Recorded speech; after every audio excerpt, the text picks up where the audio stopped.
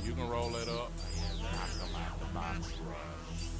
Knock 'em out the box rush. Knock 'em out the box rush. Hey man, on this episode of the Trevor Jackson podcast, I got the legendary artist B Rush on the show, man. Whoa, chemo savage. These hoes is a hobby. I pull up in a bucket. I don't need no Maserati. Hey man, B Rush got hits on top of hits.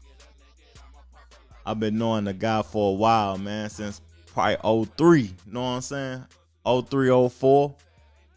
And I've been a fan of Rush, man. B Rush, what it do, my brother? What it do, man? Just chilling, fam. You know what I'm saying? I'm glad that you had the time to get on the podcast, my brother. Man, I'm thankful for the opportunity, man. Yes, sir. Always. Yes, sir. Hey, man. You got probably, man, like, to me, my opinion, that album Rush Hour, that's classic. That's a classic record, man. And I just found out that you was doing production, man. I thought B Rush was just an artist. I didn't even know you was doing production, man. Yeah, man. I did production on the album, man. I did a few cuts on there. You know, nothing major. Not too many, because I was still infatuated with all the beats that, you know, who started me low key. You know what I'm saying? He did majority of it, and then, you know, E Fresh came through. You know, I had a few producers come through.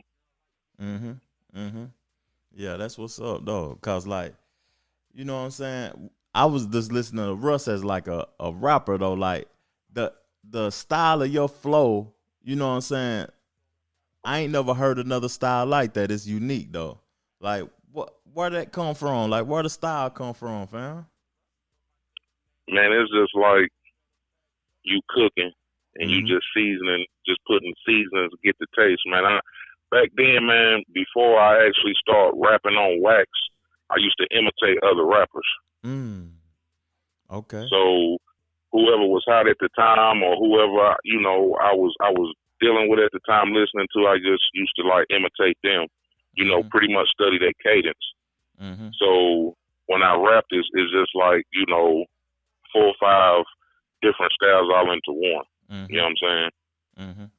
So that's pretty much where I started from, you know. But before I even started rapping, I was more into the beats, the production, you know, beatboxing and stuff like that. So when I started working with Low Key, when we met in high school, I would actually map out what I wanted. Yeah. And we do fresh beats just right then and there.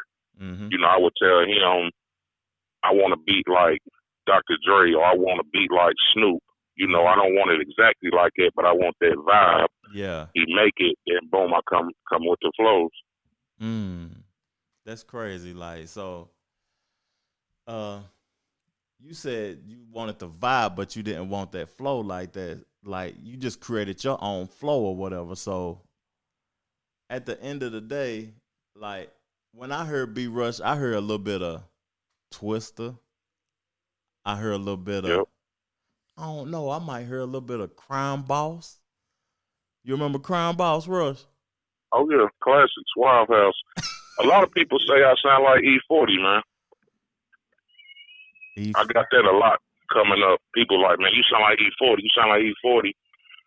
People said I sound like C-Lo from back in the concentration camp, Young Bleeding them. I can hear a little bit of that, though, but it's unique, though. I think it was my voice, you know, the tone of my voice that kind of brought that out. But see, back then, E40 was my favorite. He was my favorite artist. Yeah. That's when I started wanting to get in and rap for myself when E40 came out. I think it was Sprinkle Me. After Sprinkle Me came out, I was like, yeah, I need to start rapping. Yeah, Sprinkle Me. That was on the Click album, though, wasn't it? I'm not sure. It might have been Federal. Oh, that's exactly what it was. It was that Federal. Yeah. Yeah, what it was, the Rolex on the cover. Yeah. Yeah, that was it right there. Yeah, that was he can't even top that. That's his best one ever. No. Yeah. Oh no, he can't top that. But yeah, man, I listen to a lot of music, you know, and I just, like I said, I started imitating, and then it just organically came. Mm-hmm. Mm-hmm. And So, like I said, I would listen to something and kind of take the style without the like mm-hmm. take the cadence. Yeah. You know how they was coming and the times and the bars and stuff like that. Mm-hmm. Back then when I first started rapping, man, I wrote my verses like poetry. I didn't Yeah. know how to write bars. Mm. Oh, so yeah, I feel you on that. Because I almost got confused. You said you write poetry, not bars. Nah, I wrote it like set it up like poetry. You know Yeah. what I'm saying? Yeah. Because first I used to write my flows like sentences. You know what I'm saying? Line for line. Mm-hmm. Then I start breaking it down into poetry, and then that's what made me understand like the bars. You know what I'm saying? Mm-hmm. How to count my bars and stuff like that. Because back then, man, I was just rapping. Yeah. Yeah. Mm. So do you think like okay, you said you was talking about cadence. Do you think the cadence and the style of a rap has an expiration date? Do you think it can expire? That cadence can expire? No, Mm. I think the thing of it is when somebody bring out a type of style, if somebody who really know music and can pick up on the cadence Mm-hmm. of it, the style of it, they can make it their own. Yeah. You see what I'm saying? Yeah. Because one good thing that helped me as far as in the music, I was in a band from 6th grade to 12th grade. Mm-hmm. I actually played an instrument, so we had to be on point. So that's what made me get into the production because I understood quantizing, putting stuff on beat, the time of it, stuff like that to lay it out in song mode. That's where that came from, just me being in a band. Okay. Okay. And what instrument you said you played again? My fault, fam. And I played the tuba, the sousaphone. When you marching with it's that big old instrument. You know what I'm saying? Yeah. Yeah. Heavy instrument too. Yeah. Oh man, that Yeah, I was a played that, workout. man. That was a Yeah, workout. but That tuba. some people would think, well, damn, you start doing beats, they would think I was, playing the drums, but I actually played the instrument. Mm-hmm. So I understood the notes, like if something is off, like if you're playing a melody on a beat or something, I can tell, like, nah, that's off. That don't go right. Mm-hmm. You knew the rhythm. You know? You had the Yeah, rhythm. not Yeah. not even the rhythm. Well, with the rhythm too, but let's say somebody playing a piano and the note is off, I can catch it real quick because I'm used to reading music. So if the notes wasn't matching, I could understand like, nah, that don't go together. And Yeah. sometimes producers I used to work with, like, man, I don't hear that, and I'm like, trust me, that ain't going. Mm. You know what I'm saying? And then they actually, after they listen to it, they like, man, you was right, that note. They might have played two notes and they was clashing. You know what I'm saying? It's just like singing. If somebody's singing and the harmony ain't right, I'm like, nah, that don't go together. It's not in the right note. Yeah, they didn't know notes. They didn't know the way the alignment was of the notes or whatever. Dang, that's crazy. But some producers didn't. Low key, that's how I met him. Mm-hmm. Is in band. Yeah. And we had a rap off. I was like in 9th grade and he was rapping and I was rapping. And after that, he was like, hey, man, you need to come to the studio. And after that, before Rush Hour, before Knox Villains, we was recording on cassette tapes. Cassette tapes. Yeah, we was recording on cassette tapes, man. I still got a few of them put away, boxed up and stuff like that, man. But yeah, we recorded on cassettes back then before, the recorders or anything. MPCs or nothing because Dre, low key, he used to do beats. He used to put the notes. He had a computer program and he used to put the notes up there because he was in a band. So he wasn't playing no instrument, man. He was actually making music. You know what I'm saying? Like the program he had, he could print it off and give it to a band director and they could play it because it already had the notes with it. Oh, man. It was crazy, man. Oh, man. So y'all was heavy. Y'all was heavy. Oh, yeah. Yeah. Y'all was real heavy. Yeah. And see, I came in as a rapper because him, Psycho Dean, they was the two main producers. So I came in as a rapper, but I always wanted to be a producer. So I watched them, mess with their equipment, and I was like, man, I got to get on that drum machine. I was itching, but I played my part. I said, I'm gonna play the rapper right now, but I'm gonna start making beats.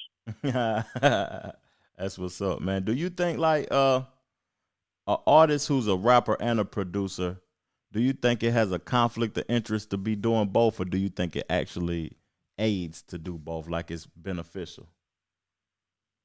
Well, it's beneficial if you don't have nobody to do your beats for you. Like if you are a producer and you don't know nobody else who making beats, it's good for you because you don't have to ask nobody.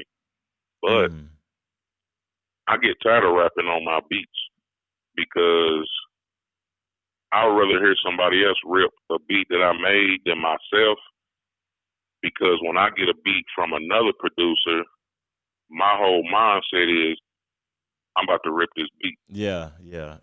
It gives but you don't always think about that when you made the beat yourself. It's almost kind of like an advantage. It's like, man, I can go this way with it, that way with it, but when you get a beat from somebody else, it's like, all right, I got a point to prove to this producer because I'm gonna keep working with him, so I'm gonna kill your beat. But when you make a beat, it's kind of like, all right, I'm gonna kill a beat, but it's just, I rather have producers, produce for me, and then I do production for somebody else, and then vice versa. I might come in like Rush Hour. Yeah, that's why I only did a couple of beats, and it's only because as soon as I made the beat, I was like, the flow already came with it. Yeah. That's interesting though, because I never produced. I just wrote the records or whatever and said the records. But it's interesting to hear that you would rather somebody else perform on your beat and you would rather perform on somebody else's beat. That's crazy. That's crazy. Yeah. And it all depends on too, if I can't find that right producer that I'm feeling, then I just say, all right, well, I'm gonna make my own beats then and just do it like that. But it's more fun when you're doing it on somebody else's beat because it's a challenge for you. To rap on their beat. Like Fresh will make a beat for you and you like, man, I'm gonna kill this. Yeah. But if you made it yourself, you're gonna sit back. You might take longer because me, I'm very hard on myself. Somebody might come to the studio and be like, man, that beat hard, and about time they asked to get on it, I didn't erase it. I didn't erase so many beats, and I didn't have so many people mad at me. But it's like I'm almost a perfectionist. If I don't like it, I don't care if you like it. Yeah. Oh, you know what I'm saying? If I don't like it, I just don't. I ain't feeling it. Cause your name on it. Yeah. And when it come out, I'm like, man, if I ain't feeling it, it's just. What it you just is what it you is. think about like the era of where these artists got access? They can pick up their phone, buy a beat off the app. And do you think that's a good thing? Like they got access to just like top quality beats on the app for $20 at least. Well, it make it kind of hard for the producers who trying to eat, and so say, But man, if we had access to that back in the days, man, it'd have been crazy. Yeah. I mean, some people they be mad like, man, we ain't had that access back when we was rapping. But I look at it like, man, hey. Let them do what they do. It's an easier time now. Like, I come from an era where we had to, almost trick or treat, go by each car. Hey, man, pop this CD in. You know what I'm saying? Promote on the street. Now you can just put it on the internet and just let it go. Yeah, let it rock. And that's wild, man. Like, I'm actually loving this era, to be honest with you, my perspective of it, because it's just more. You know what I'm saying? And if you can shift through the bull job and find quality, and then you can enjoy the quality. You know what I'm saying? It's just more. It's easier access to it. And exactly. And then you get to, reach out to people that you couldn't reach out to. You have to, if I wanted a beat from Jazzy Faye, I got to go to Memphis or Atlanta. I can just hit him up, email, and hope he email me back and get a beat. You know what I'm saying? So you really ain't got to leave your house. And the recording process is so much easier now. Because like you said, I done seen people, my nephew, he's starting to get into producing, and he started making beats off his iPhone, GarageBand. And I was like, man, this is crazy. You making beats on a phone? And I was like, yeah, this generation of music, man, the technology, it's out there. But I'm glad I love music and I adapt to it because, I can make a beat on the phone now. You know what I'm saying? It ain't as hard as I thought it would be, but it was just mind blowing that that's where it came from. I'm used to big MPCs and record players and ADATs and recorders. Now, man, you can record an album and mix it down. Yeah, GarageBand, send it through the net, let somebody master it for you, and drop it on Apple Music, Tidal, whatever you want to. It's easy, man. Yeah, that's crazy, man. That's crazy. You can buy the mastering app too. That's what's. Oh yeah. You can do it yourself. So now we talking about the tech part of the industry or whatever. So like the physical copy era is over. You know what I'm saying? What would you like? You said you adapt, so I don't even know if that question is relevant now. You said you can adapt. Well, I like CDs, man. I like. I'm kind of stuck in my ways. I used to be a No Limit fan. Used to get everything they came out with. They used to come out like Jordans. So I like to look inside the cover. Who did the beats? You know what I'm saying? Who the executive producers? Where they recorded it at? So I like both. You know what I'm saying? I feel like I go buy the CD, put it in my computer, download it. You know what I'm saying? Put it on my phone or whatever, go in the car and play it. But I still like to have the physical copies, because I still collect DVDs, man, believe it or not. People like, Fire Stick, this and that. Yeah, I got the Fire Stick and all that, but I just like physical copies of stuff because that's where it came from. And I feel like also, let's just say, knock on wood, if the internet shut down right now, how you going to listen to music? How you going to watch movies? I can go into my collection and be like, well, internet, the apps ain't running. I don't know what's going on, but hey, I'm going to pull this CD up and I'm going to listen to it. Or I'm going to take this DVD out and I'm going to play that. Yeah. So I'm just that type of person. I prepare, know. Yeah, and you chilling. You still chilling while everybody's stressed out. Oh, yeah, everybody's stressed out. And I'm like, shoot, they call it, man, what's going on, man? I'm watching movies. Hey, on a Fire Stick, not on DVD, dog. You know what I'm saying? They'll get with it. That's crazy, man. That's crazy. Like, but it's harder these days though, because I used to think when I first, start getting into the internet stuff, you can just drop a song, share it to your Facebook, your links, and all that old stuff. Man, it's so oversaturated, man. It's like a new song come out literally like every 15 minutes if you think about it. New video, new song. Like somebody's always dropping something. So if you ain't got the business part, the marketing and promotion, and the blog and all that stuff, podcasts like you doing, if you don't know what you're doing, man, you can drop a video and it can be the hottest thing, but you might be like, man, it's been 2 months. I only got 1,000 views. Yeah. You feel me? If that. So, yeah, because it's harder now because it's a lot of people doing it. It's a CD coming out every day. Dates. It's a CD coming out. We used to have to wait for release dates. You know what I'm saying? Like, what's them old, man? I don't want to make it sound old, but like Cat Music and stuff like that. We used to have to wait until the CD drop. Yeah. Now it's like, man, you get on the internet, it's like a mixtape dropping, like you said, every day. And they dropped on Tuesday, on the slow day of the week, instead of Friday, like I do now, Friday night. Oh yeah. I mean, you can record something tonight and throw it on YouTube or throw it on whatever platform. You know what I'm saying? It's crazy how they do it now, man. But it's gift and a curse to everything. Yeah. Like how you said you prefer a CD, right? I hadn't listened to a CD in so long that I put one in the car the other day, and the quality was it was powerful in the car. Like, I don't think people know how much better quality that the physical copy is compared to the digital copy. Well, see, the thing of it is, you can still make the music sound thick, like on a CD, but you got all these different apps, these different programs that digital kind of takes away a little bit. You know what I'm saying? And I don't think people are layering and doubling up stuff to make it sound thick. But then when you go back to the physical copies and the ADATs and stuff like that, it just had that thick sound. Yeah, that warmth to it. Yeah, like Dr. Dre, you know what I'm saying? Like, that's one producer, whether he did all the beats or not, just far as him mixing, engineering, he just got that sound, man. It sounds like a movie theater, man, when he drop an album. You know, and now you got stuff and it's like, all right, it sound decent, you know what I'm saying? Not taking up from nobody, you know, it's quality, but it ain't the quality that used to be. Nah. And it's just the technology, you know what I'm saying, the computer stuff.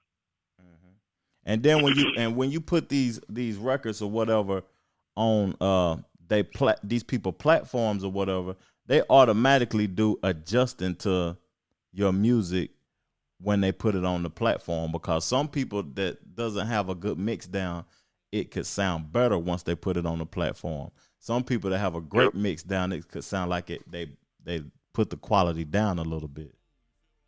Yeah.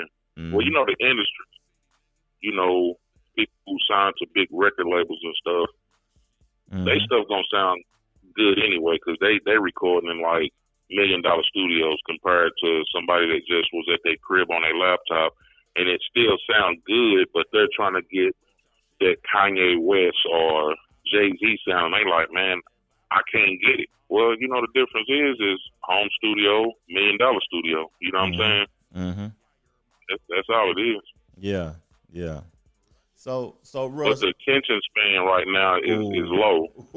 You know what I mean? The people don't pay attention. You know, you can come out, I can drop a single right now, and people like, oh yeah, that's hitting, and then tomorrow you can be forgot about because it's a new song that came out. Yeah. And people's attention span. That's why the music, if you think about it, not to sound arrogant, but years ago, I was recording, I was working on a mixtape that I didn't finish. And I told my homeboy, I was like, well, look, man, I'm just going to do a verse, maybe a chorus, I'm out. No more than 2 minutes. Nah, man, you got to do songs. I said, nah, bro, this is what I want to do. So I never finished the mixtape years after that. Yeah. If you look at songs now, man, they like 2 minutes, man. All of them 2 minutes and 30 seconds. Yeah. Yeah. They come in, they do the chorus, they do the verse, it's done. Ain't no more play a fly 6 minute songs, 3 verses, yeah, 3 choruses. People's attention span, they like, nah, man, cut that off. That's too long. Well, when you look at the length of an album now, most albums in the past tense era, it used to be like 15 songs or whatever. Now it's 8 or 9 max, 30 minutes. You ain't getting no more than 30 minutes. Now it's just that you know, people's, you know, they just quit. They get tired of stuff quick, so it's like doing EPs. And you know, back then we couldn't get, you know, you couldn't even find an EP hardly. I think Bone, when they came out with Creeping on the Come Up, I was like in middle school, maybe coming out of elementary. You know, that's the first EP, and I was wondering like, why they got 6, 7 songs on there? You know what I'm saying? And then Easy E before that, and 8 Ball MJG. Them the only 3 I remember in my whole life, really, until as of recently. Yeah. Well, don't want nobody really doing that EPs, but now EP is the thing to go with. Yeah. Man, that's crazy. Cause 30 minutes, if your CD longer than 30 minutes, they cutting it off. Oh yeah, until you know, if you keep on dropping EPs and you build your fan base, then you can come out with a full length. Cause see, that's what the game is going to right now. Okay, say you go in the studio and you record 30 songs. Well, if you're doing EPs, you can drop like 6 projects. You feel me? Yeah. Instead of putting 15 songs on this one album, 15 songs on the other album, you just got 2. Yeah. You know what I'm saying? So I think that's what people are doing now. They just record a lot of music and just dropping EPs. And it make them look like, dang, they got a lot of work. Like they got like 5 albums out. Well, they did about 30 songs. You feel me? And they just spread them out. Yeah. It's smart. It's very smart.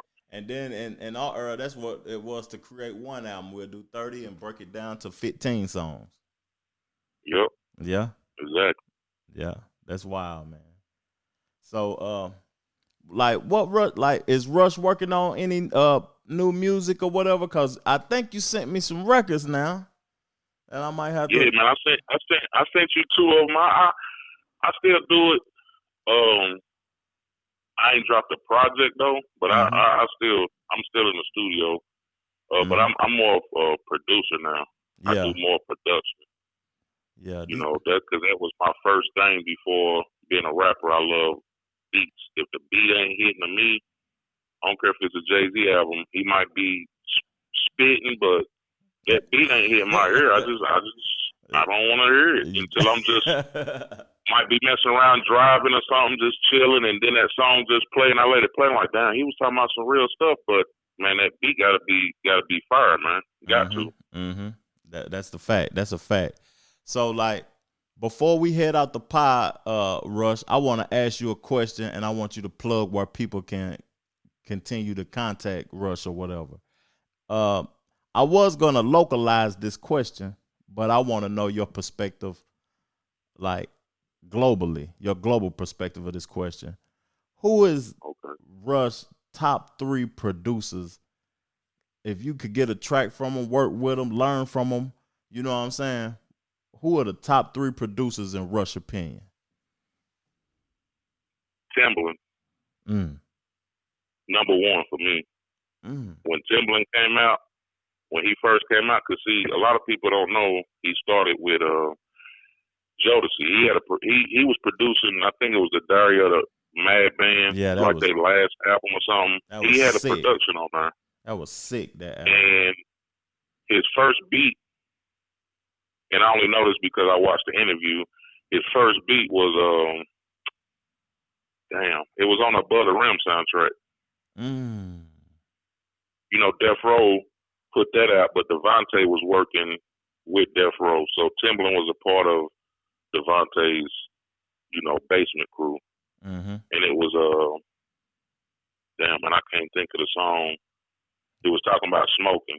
Devontae was they cold said too. It's a party tonight, and every whole second he did that beat, man, and he was talking on it. But yeah, when Timbaland came through, it was just something about the science of it, man. I was like, man, his beats, like that One in a Million by Aaliyah, I was hooked in. I was like, man, this dude right here.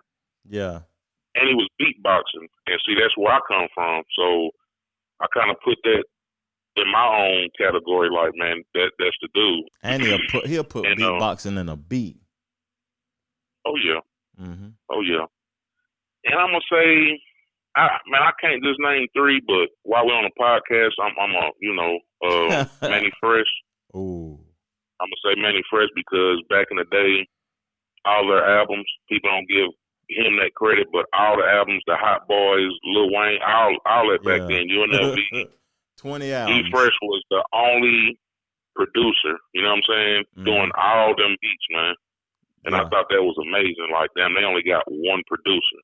Because No Limit beats by the pound, that's a clique of producers. Yeah.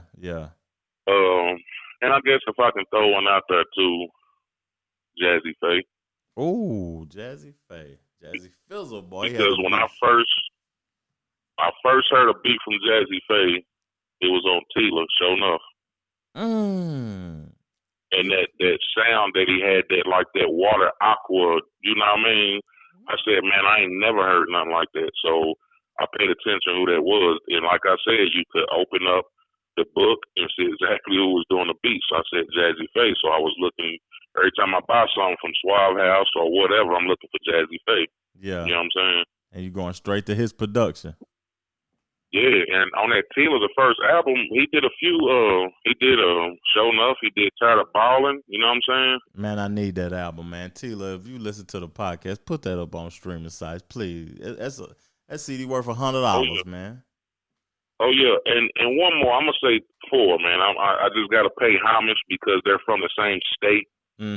But I'm 3-6, man. DJ Paul and Juicy J, because everything that you're hearing now, that comes from them. That's what trap music is. It's scary music with a banging beat. That's what trap music is, and that's what they brought to the table. 3-6 legendary. Hands down legendary. Oh, yeah. Sample masters and everything. Oh, yeah. And see, I'm a movie critic, so I was watching Carlito's Way one day, and the scene where the lawyer was going to the prison to talk to the dude that wanted them to get him out of there. Mm-hmm. They had some music playing when he was walking across there. That's off a Project Pat album. Hey, that's Project Pat got probably the top CD ever released in the state. My opinion. My opinion. Yeah. Oh, yeah. And I mean, it's a lot more, but when it comes to local, low key, I started with them. Mm-hmm. You know what I'm saying? E-Fresh. Mm-hmm. Psycho Dean. It's a few people. I mean, what's it? DJ Doink. Yeah, DJ Doink a monster. I want to get a beat from Doink, man, because Doink, man, he a monster, man. Mm-hmm. And I'm not for sure if Sammy Glue was a producer also. I think he was, but I know for sure DJ Doink. Doink was crazy. When I first heard Mr. Mac CD, I was like, yeah, who making these beats? Man, Doink, a beast. And I got to give it to Mr. Ends. I don't know what he go by now, but Donnie, Mr. Ends, oh, man, he brought the level up. Yeah. And then rest in peace, Leonard Hill, because he was organic. Yeah. You know what I mean? He just did just straight records, man. And I just loved how he used to chop up a sample. And I'd be sitting right there like, man, what are you going to do with this? Yeah. And when he do it, I'm like, how you do that? He actually, was teaching me. You know what I'm saying? Rest in peace. He was teaching me when I started working with him how to program the MPC, chop up samples and stuff. So I learned a lot from him, man. I learned a lot from the local producers, minus Doink, because we ain't never did nothing. But, Low Key, Psycho Dean, Fresh, of course, Donnie, these people, I actually watched them. Yeah. Watched them work the equipment. Leonard Hill, I watched them, and I was a sponge. I was like a kid in the studio, man. I'm like, dang, what's this? They like, Rush, man, don't touch that. Don't touch this. Like a kid, man. Yeah. What this button do? I done messed up something, you know what I'm saying? Because that was my first love, is making beats. And a lot of people don't know, because I just found out. Man, Rush, when he released that debut album, Rush he was still a teenager. It ain't too many people can say they was teenagers with an album out. Yeah, man. Mm-hmm. Yeah. It was crazy, man. And, now that I done got older, because, back then, teenager, now I'm a young man. You know what I'm saying? Mm-hmm. So, back, my whole thing is I had to reinvent myself and figure out, like, what are you really doing this for? Back then, back in that era, we coming up on the cash money. Everybody talking about money, bling, bling. So I was chasing the money, man. Instead of the love for just getting in the studio and creating, whether you're making $1 or not. I was after that, man. I want the money. I want the cars. I want, and if you chasing that, man, you're not going to make it.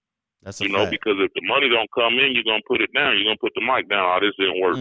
But if you truly love the music, man, it don't even matter. That's a fact. That's a fact. I done dibble and dabble, since Rush Hour or whatever. Got me a little degree in video production, editing videos and stuff like that, then producing, then Saver, he do a lot of mastering. He did a lot of mastering for Leonard Hill. He taught me Pro Tools. I took a class with him. So I learned engineering. So I'm more, diverse than I was back then. You know what I'm saying? Maybe do a beat here and there, but just rapping now can do more stuff. You can do everything. Yeah, now I got nephews and cousins and stuff like that, young and coming to me asking me questions. So I'm like, well, shoot, I want to work with other people, But I ain't never stopped, man. It's just, you got to get your mind right, man. Just figure out what you really want to do. And in this era right here, man, you got to really put your stamp on it. And because I stopped for a minute and just was doing beats. Then when I came back rapping, I caught myself trying to do what everybody else was doing. And I said, man, Rush, that ain't what Rush, that ain't me. Yeah. Trying to sound like somebody else. But, it came with it. I feel you. I feel you. I can relate to what you're saying, like really relate. Yeah, because, I just came out and was like, well, dang, this is what they want to hear. And like I said, I was a sponge. Whatever I hear, okay, I'm going to do the cadence. I'm going to do this. But I'd be like, man, look, dog, let them young boys do them. Yeah. You know what I'm saying? Because, you know, let's say somebody 30, late 30s, early 40s, late 40s, they might not want to listen to the 19, 20, 20 year, you know, 21, 22-year-old music. You feel me? Not taking nothing from them, because that's, you know, this rap thing is a young man's sport, but at the same time, people in them age brackets, they want to hear something too. Yeah, they don't want to hear somebody that they age sounding like they 19, 20. You feel me? Like, no, they want to hear something that they can relate to. You feel me? Let the young people have their time and have their music, but we still need, you know, older guys coming in, because it's only so many Jay-Z and Nas albums. Not taking nothing from them, they the greats, but you know, they got 1,000 albums, man. Yeah. You know what I'm saying? And there's only so many albums that you want to hear from somebody that, oh man, I used to listen to them in high school. You feel me? Yeah. You want to hear something new with that flavor. Yeah. Yeah. And talking about something that people in that age, you know, can relate to, man. Yeah.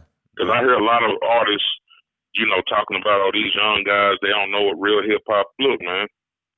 These dudes doing a good job. Period. I think too, Russ, that like the youth and it's so much of a divide with age that I don't think that it matters now. And I think that the reason people think about it so much in our lifetime is because it's young. Hip hop is not even 50 years old, is it? It's about 40. No, not really. Yeah, so no, not at all. We can't even have nobody old in hip hop yet. Yeah, but the thing of it is if you do music organically, like you said, the age don't matter. But people know, all right, he ain't 19, 20 years old, but he rapping and doing music just like the 19, 20 years old. Yeah. That make you look like an old rapper. Yeah. That's what I'm trying to say. Feel me? That's why the young guys like, nah, old school, OG, Unk, let us do us.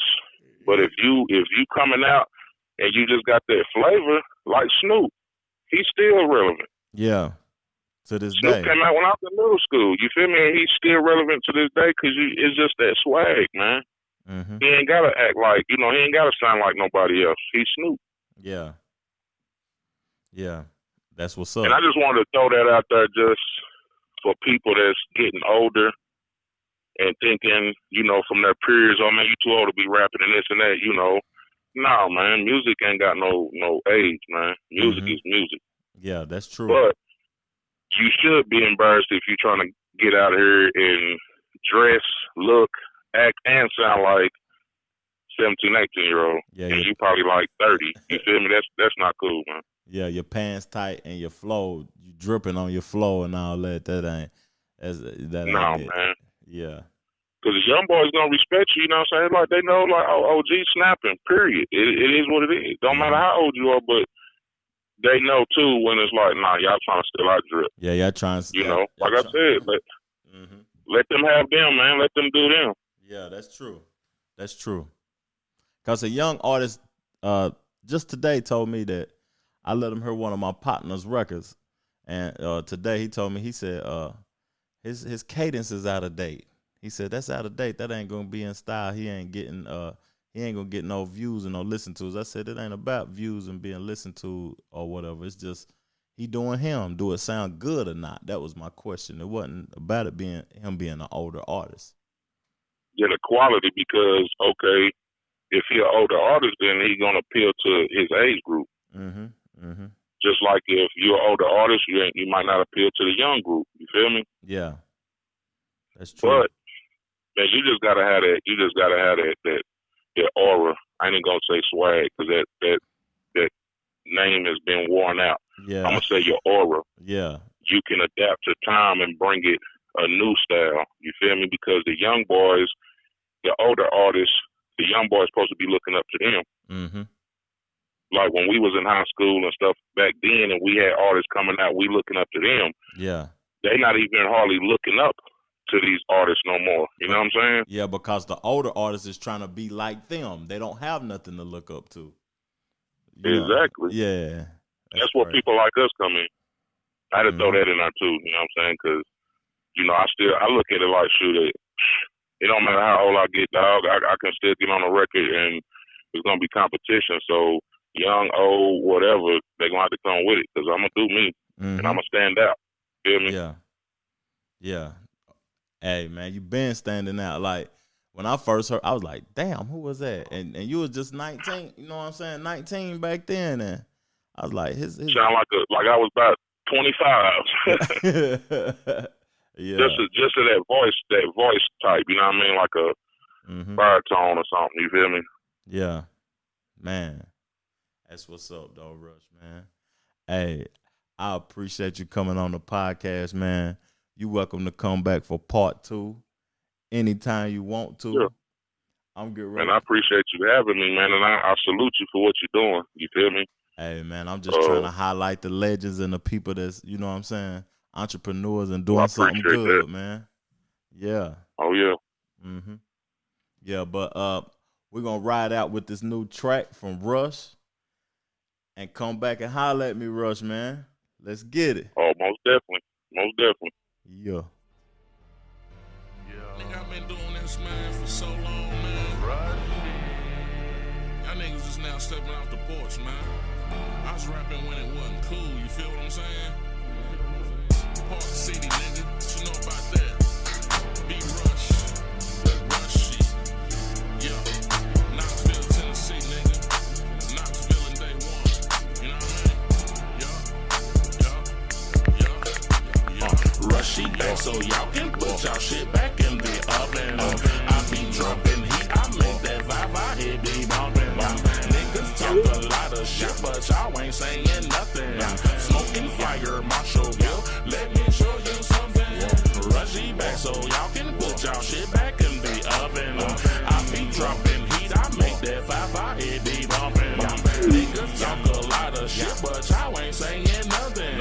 Smoking fire, Marshallville, let me show you something. I've been a man since way back. Ain't no bragging, that's straight fact. On the MIC, I spit crack. On the MIC, y'all boys whack. Put it down for the city, spin concrete. Smoking strong like a nigga got a lot of lungs. New stuff that I hear don't impress me. I spit strong like a nigga got a lot of lungs. And I'm flipping and dipping on haters. I got the juice, but I'm throwing tomatoes. All on the stage while y'all niggas performing. Y'all niggas whack, y'all niggas boring. It's a fact that your boy split platinum. Man, I won't stop till I see platinum. Hey, spin game like a OJ. When it comes to the music, Hey, man. Y'all heard it. Y'all better go get that Rush, man. At B Rush, man. B Rush hard. He been hard, man. That song was, I'll tell you, Rush, you been cold, my brother. The Trevor Jackson Podcast. And we out. Chill.